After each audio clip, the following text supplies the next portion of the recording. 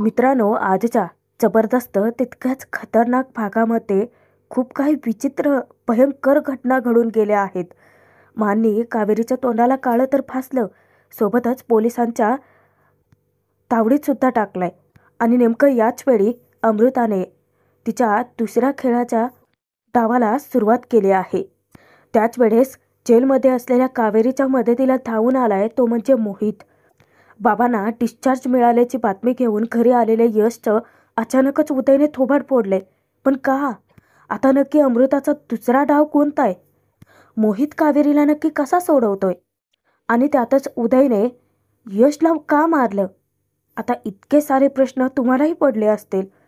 बघणारच आहोत याची उत्तरं, तेही आजच्या भागामध्ये. बघूयात मग. कोण होतीस तू, काय झालीस तू, मालिकेचा आजचा 24 सप्टेंबरचा भाग. मित्रांनो, भाग कसा वाटला ते कमेंट करून कळवा. आणि हो, आपल्या व्हिडिओला हाईप करायला विसरू नका. कावेरीला चुकीचं समजून कसलीही शहानिशा न करता माननी डायरेक्ट तिला आरोपीच्या पिंजऱ्यातच उभं केलंय. अंगणातली तुळस समजत होते मी तुला, पण तू तर काटेरी बाबळ निघालीस. जी मुलगी आपल्या वडिलांचा खून करू शकते ती काहीही करू शकते. अगं, जिथे तू तुझ्या वडिलांचा खून करून त्यांची नाही होऊ शकलीस, तिथे तुझ्यासाठी आम्ही कोण ग? आज सकाळी किती प्रेमाने दागिने घातले होते मी तुझ्या अंगावरती, किती छान तयार केलं होतं मी. पण तुझी ना ती पात्रताच नाही आहे, तुझी योग्यताच नाही आहे. म्हणून रागातच दाट ओत खाट कावेरीच्या अंगावर त्यांनी स्वतः चढवलेले सगळे दागिने हिसक्याने काढायलाच लागतात. एवढं पोट तिडकीने सत्य समजावण्याचा प्रयत्न करून सुद्धा आता घरातले कोणी ऐकून घेण्याच्या मनस्थितीतच नाही आहेत हे कावेरीला कळून चुकतं. आणि कावेरी तो सगळा अन्याय निमूटपणे सहन करते.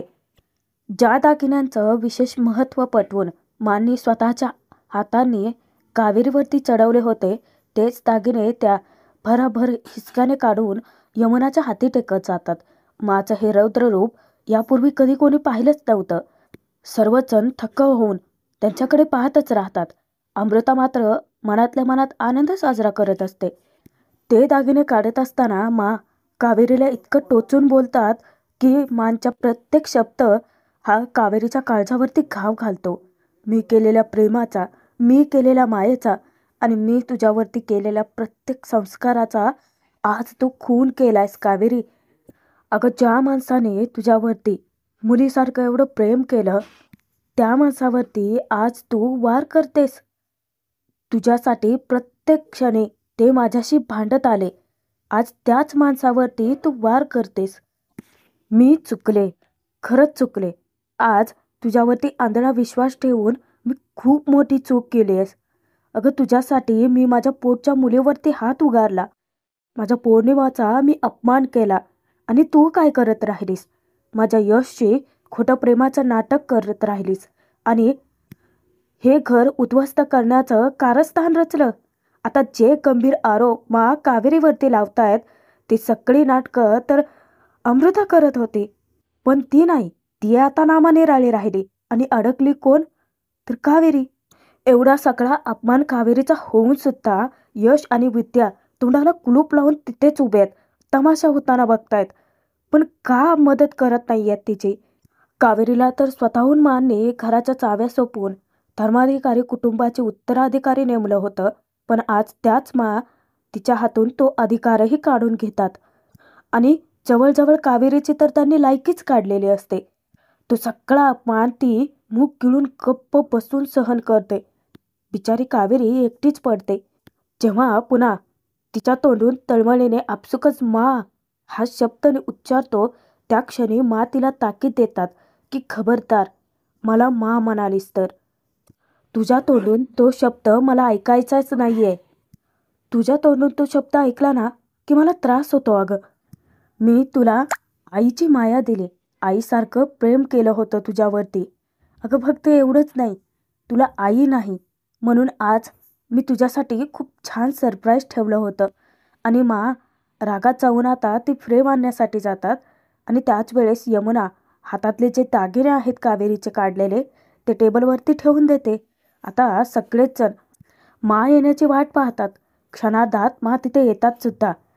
आणि जेव्हा मानी खास कावेरीसाठी ठेवलेलं जे सरप्राईज होतं ते सगळ्यांच्या नजरेस पडतं, त्या क्षणी सर्वजण डोळे विस्फारून त्याच्याकडे पाहतच राहतात.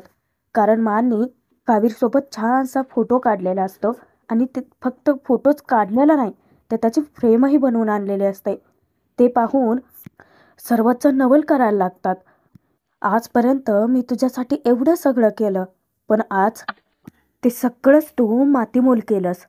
कावेरी पार आता निराश होऊन जाते. जेव्हा कावेरीला कळतं की माननी तिच्यासाठी एवढं छान सरप्राईज ठेवलं होतं, किती प्रेम केलं होतं मी तुझ्यावरती, किती विश्वास टाकला होता, पण तोच विश्वास आणि इतक्यातच खळखळ आवाज होतो. जेव्हा सगळेजण डोळे उघडतात त्या क्षणी पाहतात तर कावेरीच्या पायातच माननी ती फ्रेम फोडलेली असते. ती तुटलेली फ्रेम म्हणजे कावेरीच्या काळजावरचे घाव असतात. तसेच काहीचे कावेरीच्या हृदयाचेही तुकडे होतात. मा ओरडून विद्याला दिवा घेऊन यायला सांगतात. विद्याचं लक्ष कावेरीकडेच असतं.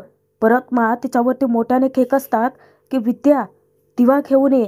तेव्हाच विद्या घाबरते आणि पटकन धावत दिवा आणण्यासाठी जाते. आता सगळ्यांनाच मोठा प्रश्न पडतो की मानच्या मनात नक्की चाललंय तरी काय, आता पुढे काय आहे. क्षणातच विद्या दिवा घेऊन धावत येते आणि त्याच वेळेस मा कावेरीच्या समोरच पायात पडलेला तो फोटो उचलतात आणि विद्याकडून दिवा घेऊन प्रत्यक्षात सगळ्यांच्या नजरेसमोर तो फोटो जाळायला लागतात. तो फोटो जळत असताना मा परत एकदा कावेरीला टोचूनच बोलतात. पुन्हा त्यांचे शब्द तिच्या काळजावर खावच घालतात. आजपर्यंत मी तुला धर्माधिकाऱ्यांची सून समजत होते, पण तू आमच्या या कुटुंबावरती वेटोळं घालून बसलेले नागिन निघालीस. त्या क्षणी कावेरीचं तर अवसानच कळून पडतं. नात्याला, प्रेमाला, विश्वासाला टसणारी नागिन आहेस तू.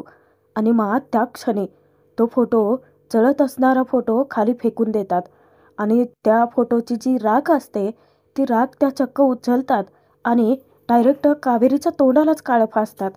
तेव्हा सर्वच जण हादरलेले असतात की मा असं काहीतरी करशील असं कोणाच्या मनात विचारही आला नव्हता. सगळेजण डोळे वटारून त्यांच्याकडे पाहतच राहतात आणि त्याच ठिकाणी अमृता, माधवी, यमुना आणि काकू चौघेही आनंद साजरा करत असतात कावेरीची झालेली अवस्था पाहून. त्या क्षणी आतापर्यंत तोंडाला कुलूप लावून गप्प उभा असणारा, स्वतःच्या डोळ्यांनी प्रत्यक्ष कावेरीचा अपमान होत ना बघत राहणारा यश अचानकच मावरती ओरडतो. मा, अगं काय करतेस तू. यशने मोठ्याने ओरडता क्षणी मा त्याला ओरडूनच सांगतात की हे मी आधीच करायला हवं होतं. हिच्या तोंडाला काळं फासून हिला आधीच घराबाहेर काढायला हवं होतं. पण आता यश सत्यता समजवायला जाणार तर ऐकून घेण्याच्या मनस्थितीतच नसतात. त्या उलट त्याच्यावरती रागवतात. यश गप्प बस, तोंडातून एक शब्दही बोलू नकोस.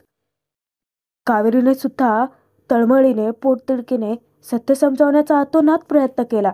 पण जर मला ऐकूनच घ्यायचं नसेल तर स्वतःच्या वडिलांचा खून करून इथे माझ्या नवऱ्यावरती वार करणाऱ्या मुलीबद्दल बोललेलं मी खपवून घेणार नाही यश. मानचा करारी आवाज येतो आणि परत सगळीकडे भयान शांतता पसरते. सगळेच जण चिडीचूप होतात. यशलाही बोलण्याची संधी मिळतच नाही. प्रत्येक वेळेस न्यायनिवाडा करण्याच्या टिमक्या मिरवणाऱ्या मा आज यशला बोलण्याची, कावेरीला बोलण्याची, त्यांची बाजू मांडण्याची संधी देतच नाही आहेत. मानचा अकांड तांडव सुरू असतानाच अचानक पोलीस येतात आणि ते यमुनाचं नाव घेतात. तेव्हाच यमुनाने तर आता हद्दच पार केलेली असते.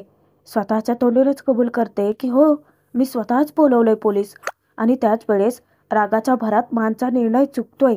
मानना अजूनही कळत नसतं की त्या खोट्या सिक्क्यावरती, अमृताच्या बोलण्यावरती विश्वास टाकतायत. मा जबरदस्ती कावेरीचा हात पकडून फरफटत तिला घेऊन जातात आणि पोलिसांच्या समोर आणून उभं करतात. घेऊन जा हिला, खुनी ही, विश्वासघातके, माझ्या प्रतिवरती हिने प्राणघातक हल्ला केलाय. मी स्वतःच्या डोळ्यांनी बघितलंय. खोटं बोलू नका मा. अहो, सत्य परिस्थिती तर कोणाला ठाऊकच नाहीये. वार तर अमृताने केला होता ना, पण तिने असं दृश्य भासवलं की डायरेक्ट जाळ्यात कावेरीच अडकवले. पण त्या क्षणी कावेरीची ढाल बनून उभा राहतो तो यश. यश कावेरीला पोलिसांना अटक करू देत नाही. तो माला त्याच ठाम विश्वासाने सांगतो की नाही मा, त्या कुठेही जाणार नाहीत. कावेरीचा हात पकडत मांना तो स्पष्ट शब्दात उत्तर देतो की कावेरीवरती माझा पूर्ण विश्वास आहे. मा डोळे विस्फारून त्याच्याकडे पाहतच राहतात. कावेरीला ती निर्दोष आहे हे सिद्ध करण्यासाठी आता भक्कम आधार मिळालेला असतो. मात्र आता डायरेक्ट कहरच करतात, कारण पोलिसांना ते आदेश देतात की घेऊन जा हिला, आणि जर तुम्हाला कोणी अडवत असेल ना तर त्यालाही घेऊन जा. त्या अमृतावरती डोळे झाकून विश्वास ठेवून मा स्वतःचं घरच पणाला लावायला निघाले आहेत. त्या स्वतःचं घर उद्ध्वस्त करतायत. अजूनही याची जाणीव त्यांना नाहीच आहे. तरीसुद्धा यश सत्यता समजावण्याचा प्रयत्न करतो. थांबा एक मिनटं, कावेरीनेच बाबांवरती हल्ला केला याचा पुरावा आहे का तुमच्याकडे, असा तो चाप विचारतो. मला सांगा की जेव्हा कावेरी रूममध्ये होती आपण फक्त एवढंच बघितलं की तिच्या हातात रक्त लागलेली काठी होती आणि बाबा खालती कोसळलेले होते, पण लाईट्स ऑन झाल्यानंतर आपण बघितलं होतं. मला वाटतं की कदाचित खाली पडलेली काठी तिने उचलली असावी बहुतेक. कावेरी निर्दोष आहे. तेव्हा लेडी कॉन्स्टेबल यशला सांगते की तुम्ही एक काम करा, तुम्हाला जे बोलायचं आहे ना ते कोर्टात बोला. आम्हाला फक्त या घरातल्यांची तक्रार ही तर नोंद केली आहे म्हटल्यानंतर तुम्हाला घेऊन जावं तर लागेलच ना. तेव्हाच यश मोहितची मदत घ्यायचं ठरवतो. तो बाजूला जाऊन त्याच्याशी कॉन्टॅक्ट करण्याचा प्रयत्न करतो, पण मोहित काही कामानिमित्त असल्यामुळे तो फोनच रिसीव करत नसतो. यशचं टेन्शन आणखीनच वाढतं. पण इतक्यातच पुन्हा एक धमाका होतो. डॉक्टर बाहेर येऊन मोठ्याने ओरडून विचारतात की पेशंटला ब्लडची खूप गरज आहे, इंटरनल ब्लिडिंग खूप झालंय. तेव्हा घरातले सगळेजण तिकडे धावत जातात. दारामध्ये तसेच पोलीस थांबलेले असतात. ते त्याची यश कावेरी धक्क्यात असतात. तरीसुद्धा घरातले सर्वजण रिक्वेस्ट करतात डॉक्टरांना की ब्लड बँकमध्ये वगैरे चौकशी करून तुम्ही बघा ना. त्याच वेळेस धावत आलेला यश विचारतो की अगं माझा ब्लड ग्रुप ओ निगेटिव्ह आहे. माझा आणि बाबांचं ब्लड ग्रुप सेम आहे, विसरली आहेस का तू. हे सगळं जाणून बुजून करतात, मुद्दाम यशला एकटं पाडण्याचा प्रयत्न. तेव्हा डॉक्टर विचारतात की मला सांगा ॲम्ब्युलन्स कुठपर्यंत पोहोचले. तेव्हा यश सांगतो की थोड्या वेळात येईलच. डॉक्टर आता पेशंटकडे म्हणजे बाबांकडे जातात. संदीपही त्यांच्यासोबत जातो. तेव्हाच यश परत एकदा मला रिक्वेस्ट करतो की प्लीज कावेरीला अरेस्ट करू नको. सगळं काय आहे, बाबा शुद्धीवरती आल्यानंतर खरं काय ते सांगतीलच आपल्याला. पण कावेरीला आत्ता जर का तू जेलमध्ये टाकलंस तर मग बरं तुलाच पश्चाताप होईल अगं. तेव्हा यशच्या प्रेमाचा, यशच्या या संस्कारांचा, यशच्या मायेचा एक वेगळाच अर्थ काढून मोकळ्या होतात स्वतःच्या परीने. त्या विचारतात की यश, नाही म्हणजे या खुनी आणि खोटाड्या मुलीला वाचवण्यासाठी तू स्वतःच्या रक्ताचा सौदा करतोयस. यशला मोठा धक्काच बसतो. यशचं हृदय पिळवटून निघतं मांचे ते शब्द ऐकूनच. तो मला समजावण्याचा पुरेपूर प्रयत्न करतो की नाही यश पोटतिडकीने बोलतो की असं का म्हणतेस तू. अगं बाबांसाठी फक्त रक्तच काय, मी स्वतःचा जीवसुद्धा देऊ शकतो. मी त्यांचाच मुलगा आहे ना. इतक्यात कावेरीच येते. कावेरी यशला समजावते की यश प्लीज आता तुम्ही बाबांसोबत थांबा. काय आहे, बाबा शुद्धीवरती येणं ते बरं होणं आपल्यासाठी जास्त महत्त्वाचं आहे. तेव्हा यशला कावेरीचीही काळजी वाटते. जर तो तिकडे गेला आणि माने तिला पोलिसांच्या ताब्यात दिलं तर.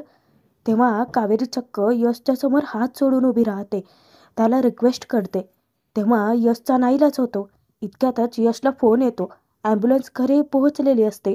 आता थोड्याच वेळात बाबांना ॲम्ब्युलन्समध्ये चढवतात आणि यश, संदीप, उदय तिघेही त्या ॲम्ब्युलन्ससोबत हॉस्पिटलला जातात. घरी आता सगळ्या बायका उरलेल्या. मागून मोठ्या मोठ्याने हाका मारून त्या तिघांनाही सांगत असतात की मला फोन करून कळवा काय होतंय ते. त्यांचंही पार अवसान गळून जातं. दारातच उभं राहून हंबरडा फोडतात. यमुना काकू त्यांना सावरतात, त्यांचे सांत्वन करतात. त्यानंतर जेव्हा त्या घरात घेऊन जातात, वळता क्षणी त्यांच्या नजरेसमोर कावेरी दिसते. त्याच वेळेस घरच्या सगळ्या बायकांना आदेश देतात की दूर करा या मुलीला माझ्या नजरेपासून. ही मुलगी म्हणजे माझ्या घराला लागलेलं ग्रहण आहे, ग्रहण. मला या मुलीचं तोंडही बघायचं नाहीये. अहो माफ बस करा हो. किती कावेरीचा अजून अपमान कराल? यश म्हणाला तसंच होणार. जेव्हा कावेरी निर्दोष आहे कळेल ना, तेव्हा याच मांना खूप पश्चाताप होईल. आतापर्यंत मूग किडून गप्प उभी असणारी, प्रत्यक्षात कावेरीचा होणारा तमाशा पाहणारी विद्या मात्र आता पुढे येते. पुढाकार घेऊन मांच्या पायाशी लोळण घेते. हात जोडून विनवण्या करायला लागते की मा, कावेरी वहिनी असं करणं शक्यच नाहीये. प्लीज मा, प्लीज त्यांना पोलिसांच्या ताब्यात नका ना देऊ. पण विद्याचं कोण ऐकणार? मांनी त्यांचा मुलगा यशचं नाही ऐकलं. मा पोलिसांना मोठ्यानेच ओरडून आदेश देतात की घेऊन जा आणि विद्याच्या काळजाचा ठोका चुकतो. आता सगळ्यांच्या नजरेसमोरच लेडी कॉन्स्टेबल कावेरीला हाताला धरून तेथून घेऊन जात असते. तेव्हा अमृता आणि तिची आई माधवी दोघीही मिळून आनंद साजरा करत राहतात. विद्या खाली बसून तशीच ओक्साबोक्शी रडतच राहते. मांना घेऊन काकू यमुना दोघेही त्यांच्या रूमकडे निघून जातात. एकटी विद्याच तिथे. तेव्हा मुद्दाम अमृता कावेरीच्या जखमेवर मीठ चोळण्यासाठी तिच्या मागे धावत जाते. पोलिसांना थांबायला सांगते आणि कावेरीला घट्ट मिठी मारण्याचे नाटकं करत तिच्या कानात कुजबुजते. स्वतः इतकी अट्टल गुन्हेगार असताना तू मला अडकवण्याचा प्रयत्न कसं करत होतीस कावेरी? जा आता जेलमध्ये. बघूयात तुला कोण वाचवते. पण कावेरी, आता तू जेलमध्ये जाशील, मग तुझ्या या घराला कोण वाचवेल ग? तेव्हा कावेरीच्या काळजाचा ठोकाच चुकतो. आता सगळे करून अमृताने सगळ्यांची कोंडी करून ठेवलेली असते. ना घरी यश असतो ना कावेरी. म्हणजे आता अमृता मोकळीच धर्माधिकारी कुटुंबाची वाट लावायला. कावेरीच्या मनात भीती दाटून येते. इतक्यातच पोलीस अमृताला सांगतात की बस झाली तुमची नाटकं, चला. पोलीस अमृताच्या नजरेसमोरच कावेरीला घेऊन जातात. इकडे हॉस्पिटलमध्ये बाबांना आता ब्लड डोनेट करण्याची वेळ आलेली असते.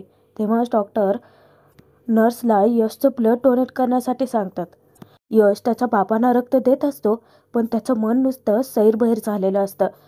मनात विचारांचं वादळ उठलेलं असतं आणि सोबतच कावेरीची काळजीही त्याला वाटत असते. काही वेळाने यश बाबांकडे जातो. त्याच वेळेस नर्स सांगते की सर प्लीज तुम्ही बाहेर थांबा. बाबांकडे पाहतच तो मनात विचार करतो की बाबा प्लीज लवकर बरे व्हा. तुम्हाला असं बघून खूप त्रास होतो. आणि जेव्हा तो बाहेर जातो तेव्हा परत एकदा मोहितचे कॉन्टॅक्ट करतो आणि यावेळेस त्याचा कॉन्टॅक्ट होतो. यश मोहितला सांगतो की सिच्युएशन खूप सिरियस आहे इथे आणि घरामध्ये नक्की काय होऊन गेलं ते सगळं तो मोहितच्या कानांवरती घालतो. तेव्हा मोहितला सुद्धा धक्का बसतो. मोहित यशला धीर देतो की यश प्लीज टेन्शन घेऊ नकोस, मी आहे, मी बघतो काय ते. यश सांगतो की प्लीज लवकर बघा, कावेरीला अरेस्ट करायला पोलीस आले आहेत. केव्हाच कावेरीला पोलीस घेऊन गेलेत याची साधी यशला भनकही नसते. आणि तीच धक्कादायक बातमी आता विद्याचा फोन येता क्षणी त्याला मिळते. विद्या फोन करते तेव्हा यशला ती विचारते की भाऊजी काका कसे आहेत? तेव्हा यश सांगतो की वहिनी प्लीज काळजी करू नका, आत्ताच ब्लड दिलंय मी, बरे होतीलच बाबा लवकर. त्याच वेळेस विद्या फोनवरतीच मोठा बॉम्ब फोडते. यशला ती सांगते की कावेरी वहिनींना पोलीस केव्हाच घेऊन गेलेत. मी मांना समजावण्याचा खूप प्रयत्न केला भाऊजी, पण ते ऐकतच नाही आहेत माझं काही. यशला आणखीनच टेन्शन येतं. यश इकडे बाबांसाठी अडकून पडला आणि तोपर्यंत तिकडे अमृताने डावा साधला. शेवटी कावेरीला जेलमध्ये जावंच लागलं. यश विद्याची समजूत घालतो की वहिनी तुम्ही काळजी करू नका, आपण कावेरीला नक्की सोडवू, मोहित जिजू आहेत ना. आणि तो फोन ठेवून देतो. यशला सुद्धा आता खूपच टेन्शन आलेलं असतं. हा भाग संपतोय. पुढील भागात बघूयात. जेलमध्ये असलेली कावेरी जेव्हा मोहितशी बोलते तेव्हा मोहित तिला शब्द देतो की खरा अट्टल गुन्हेगार कोण आहे तो लपून राहत नाही कावेरी, त्याला मी शोधून काढेलच. तोचपर्यंत अमृताने खेळाच्या दुसऱ्या डावाला सुरुवात केलेली असते. आता तो डाव कोणता आहे तो तर माहीतच नाहीये. जेव्हा यश उदयशी बोलण्यासाठी जातो तर अचानकच उदय रागाच्या भरात यशच्या कानफारातच लगावतो. यशला कळतच नाही की त्याची चूक तरी